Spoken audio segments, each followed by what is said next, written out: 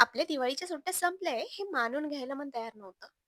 माहेरून सासरी आल्यावर तर बापरे! असं वाटत होतं यार सुट्ट्या संपायलाच नको होत्या. पण आम्हा मम्मींचं सुट्ट्या संपल्या की एक काम सुरू होतं ते म्हणजे मुलांची स्कूल. शिवायची आज स्कूल होती म्हणून लवकर उठले, लवकर त्याचा टिफिन तयार करायला घेतला. टिफिनमध्ये पोळी भाजी कंपल्सरी असते म्हणून पोळी भाजी बनवून झाल्यानंतर त्याला उठवलं, त्याला तयार केलं, त्याची बॅगमध्ये टिफिन वगैरे भरून त्याची बॅग रेडी केली. त्यानंतर त्याला अंघोळ वगैरे घालून आम्ही स्कूलसाठी निघालो. त्याला स्कूलला सोडलं. त्यानंतर घरी आल्यावर घरातली सगळी कामं आटोपली.